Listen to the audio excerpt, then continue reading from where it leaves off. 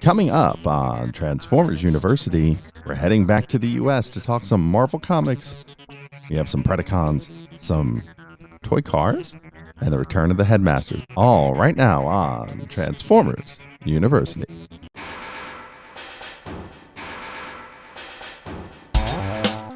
Hello, my friend, and welcome to Transformers University. I am your host, Anthony Brucali, owner, operator, madman behind TFU.INFO, the website, the Toy Archive, this podcast, TFU News and Views podcast, and oh, so much more.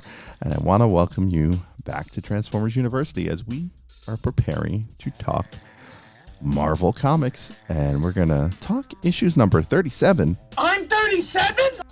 Through 39. Now, before I begin, if you swing on over to our Patreon, I've been adding some interesting content there. So patreon.com/TFU.INFO, as little as $1 a month gets you in. And on our podcast exclusive level, which I believe is junior level and up, doing a sneak peek this month for the new Netflix series, Transformers Autobots. The folks at Netflix were kind enough to give me a sneak peek at the series. Let me watch the whole thing. As of right now, I'm 8 episodes through. And after I record this episode, I'm going to record my thoughts so far for my Patreon students. So please do swing by there and check it out. But let's get right into the content. That's what you're here for, right? To learn something about Transformers comics. And this time, we're going to stick back to the U.S. continuity and the U.S. series. We'll talk Marvel U.S. 37? In a row? An issue called Toy Soldiers. Written by Bob Budiansky, pencils by Jose Delvo, inks by Aiken and Garvey, letters by Bill Oakley, who we last saw back in Transformers number 16, Plight of the Bumblebee, colors, of course, by Nel Yomtov, and edits by Don Daly. This one features a cover with the Predacons chasing some toy cars through a mall. And this one is by Jose Delbo with inks by Aiken and Garvey. And we start out in Alabama where the Predacons, they want some bagels and they're stealing some locks. The locks is not what you think it is. It's actually liquid oxygen.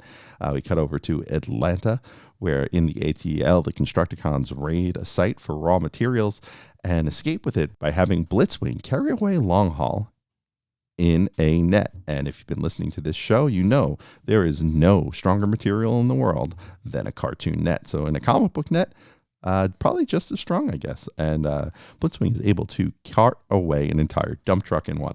Over at the office of I. Yeah. Lassie, what have you done now? They're on the case, and they have the Throttlebots in custody back from previous issue 36. What? Something like 36? And they've been busy taking them apart and putting them back together. We find out that the Throttlebots' brains are the size of a pea. And Barrett wants more time to discuss things with Goldbug and his friends because he believes Goldbug about the idea that there are Autobots and Decepticons and good guys and bad guys. But Barnett's boss, Forsyth, wants a show of force. So he makes a threat publicly to destroy the Throttlebots if there's another robot attack. So, of course, Decepticon's like, hell yeah, we're gonna attack again. And so that forces Forsyth to destroy the Throttlebots. But Barnett has a plan. The next day, the Throttlebots are crushed, but Barnett had taken their pea-sized brains and put one of each into his son's battery-operated toy cars. Let's pause here and just talk a little bit about the Throttlebots and how awful their existence is in the Marvel comic. And I got this comment here from David Schulz, the Gamer Going Gray, one of my Patreon students, who says, poor Throttlebots can never catch a break. He's right. Think about it, right? The Throttlebots, they come into the story with the Scraplets arc. They get chewed upon and eaten by Scraplets until they're cured. They then get arrested and sold out by the Robot Master and Donnie Finkelberg. And now, on top of it all, get crushed to death. And in fact, some of the Throttlebots are even shown with their damage from previous battles, thanks to TF Wiki for pointing that out as well. Now, we cut away from Barnett and his son's cars to the Witwicky garage, where we find out that Buster's older brother, who has never been mentioned before, not once, his older brother Spike, coming home from college. I guess this is an attempt to line things up a little bit with the show because Spike did not exist in the comic continuity. And now, 3 years in, we get his first mention. But we go over to III, and the Decepticons invade the base looking for the Throttlebot corpses. Ratbat and the Predacons find the corpses and eventually sniff out the line that the brain modules are not inside of the Throttlebot crushed bodies. Barnett, he brought the toys to the Witwickies, and Buster and Barnett go on a road trip to Mount St. Hilary. Predacons, they arrive at the Witwicky garage a little bit later and destroy the whole place. Meanwhile, Barnett and Buster stop at the mall for some more batteries to power the Throttlebots. Just then, the Predacons arrive and chaos ensues. We get some cool shots. One of Headstrong crashing through a pet shop, and I just posted that recently to the Twitter feed at TFU.INFO. Please go check it out. I've never seen a Predacon happier than Headstrong crashing through a pet shop.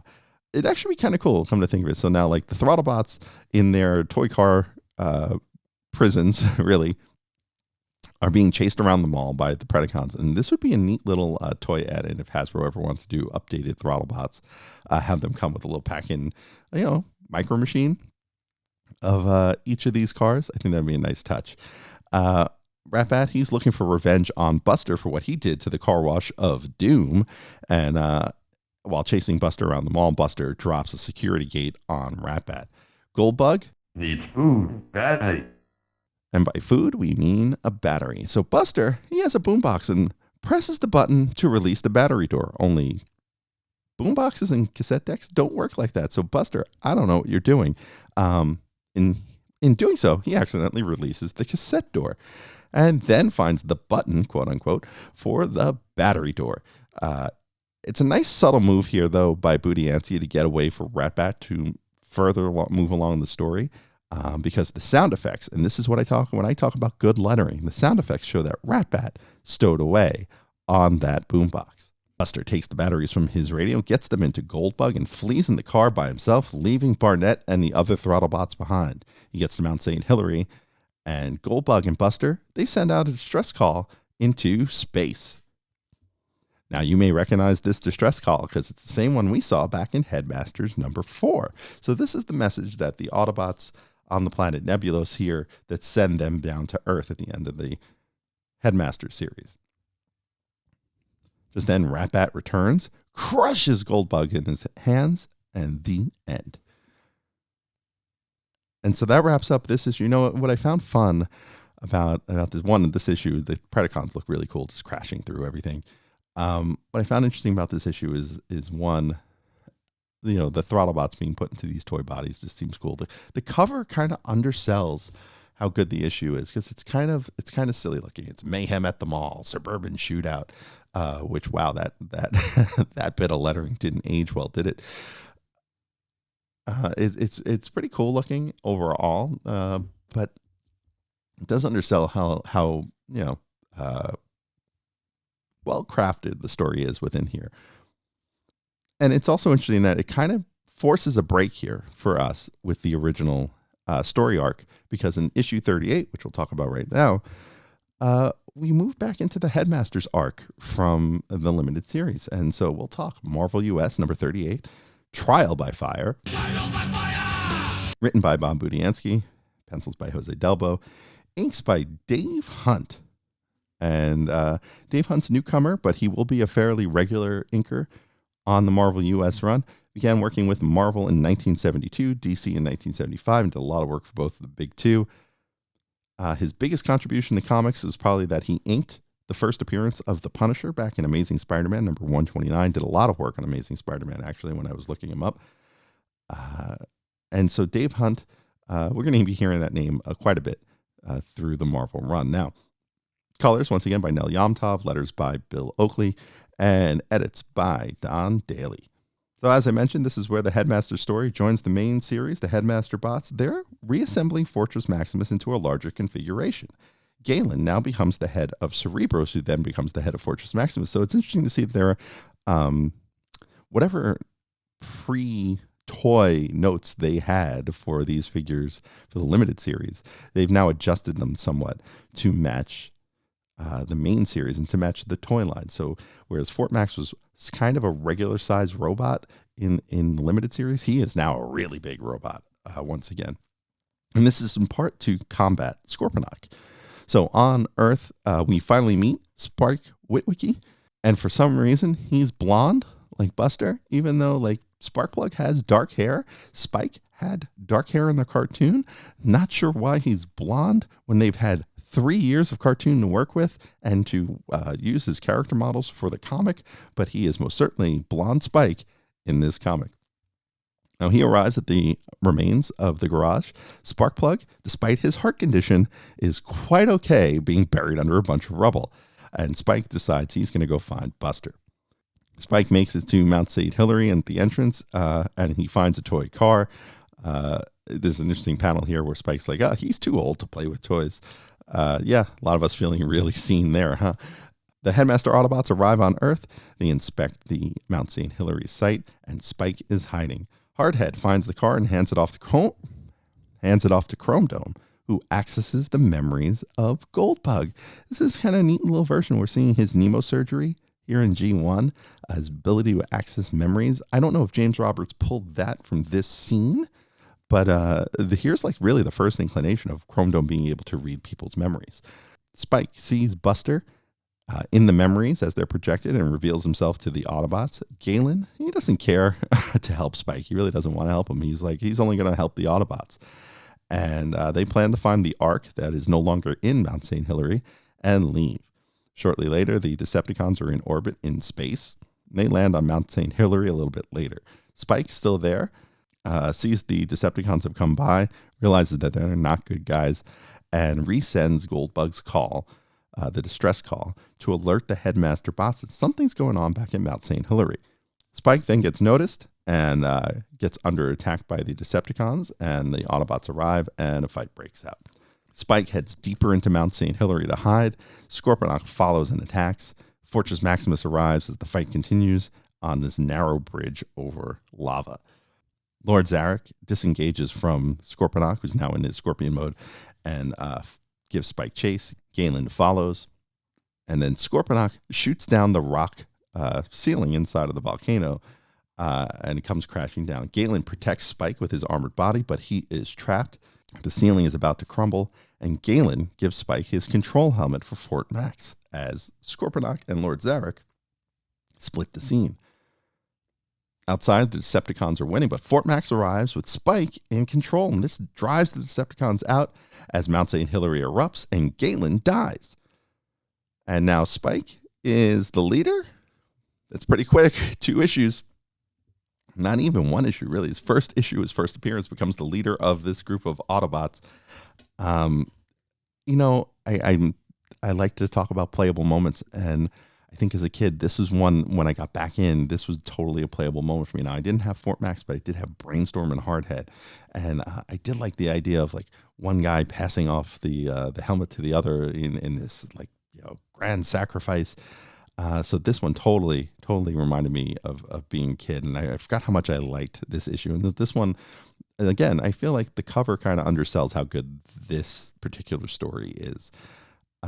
This is definitely one of my, I don't want to call it one of my favorite issues because I don't remember the details of the story so much, but I feel like this is one of my favorite story points within the Marvel series of Spike becoming the leader. Yeah, it happens a little quick. I like the idea that we got rid of Galen for someone we knew, which generally is not how I work, but I think that in here it worked pretty well. And so this is a pretty cool book, and that leads us to issue 39 just after this. Hey, want to help out this podcast or the website TFU.INFO? There's a number of ways you can do it. Let me tell you how. You can help us directly by joining our Patreon and enrolling as a student at Transformers University. There, you'll get early access to the podcast as well as exclusive behind-the-scenes peeks and perks for as little as $1 a month. Sign up is quick and easy. Just swing on by to www.patreon.com/TFUINFO. Another way you can help us is by using our Amazon link, www.tfu.info/Amazon. Type Type that into your browser whenever you want to shop at Amazon, and a portion of what you spend will be contributed back to us. It's that easy. Finally, you don't become the world's longest running transforming toy archive without some help from other fans. We're always on the hunt for photos of figures and accessories we're missing from our pages. If you'd like to contribute, go to tfu.info/help for a list of what we need, or send an email to info@tfu.info. tfu.info, the Alpha Trion and Omega Prime of transforming toys. Now, back to the show. All right, let's jump into Marvel US issue 39, The Desert Island of Space. This one written by Bob Budiansky, pencils by Jose Delbo, inks by Dave Hunt, letters by Bill Oakley, colors by Nel Yomtov, and edits by Don Daly. Cover here by Delbo and Hunt features Fort Max taking a missile through the shoulder. And you know what? As a kid, I always thought that was like a spear on a line. Up until like, I would say I was like a couple days younger than I am right now when I realized that this cover wasn't a spear on a line, but a long missile with a motion trail behind it drawn into it. And big title says Fort Max gets the shaft. It's a pretty gruesome image. It's got a lot of Transformer body horror on it. And I can remember, as a teenager in my early teens, when I was into comics, when I was into like Marvel and Image and some DC and Valiant and really being the superhero stuff, I always kept about 5 or 6 Transformers books on my wall in those black sleeves that you can pretty much hang with like one thumbnail. And this one was definitely one of the ones in them. I think it was this and like Aerial Bots Over America and a couple others, but this one was definitely one of the ones I kept in that sleeve. So it's pretty weird to me that I never realized it was not a spear on a string, but a missile with a motion trail behind it. And this story starts with Buster as a prisoner on this Decepticon island. He's being used as a hostage to hold off the military, which is out at sea shortly off the coast of this Decepticon island. And Barnett brings the Throttlebot cars aboard one of those ships and discusses his plans. Now, back at a hotel, Spike reveals that he is Fortress Maximus and about the bonding to his dad, and does a little promo for Target Masters for Sparkplug. Firebolt in this scene called Sparks still, so we get a nice little roll call of all the Target Master partners. Cup has his doubts about Spike as the Autobots leave and head to the island. The Autobots, they storm the beaches, and Buster hides as the firefight starts and realizes that the whole island is fake down to the plants. We find out that this island is actually on top of a Decepticon base, and the defenses unleash some fire on the Autobots. The Target Masters retreat because they're getting shot at in large quantities, and just as the island starts to lift off, Fortress Maximus, he hitches a ride on the side of the island.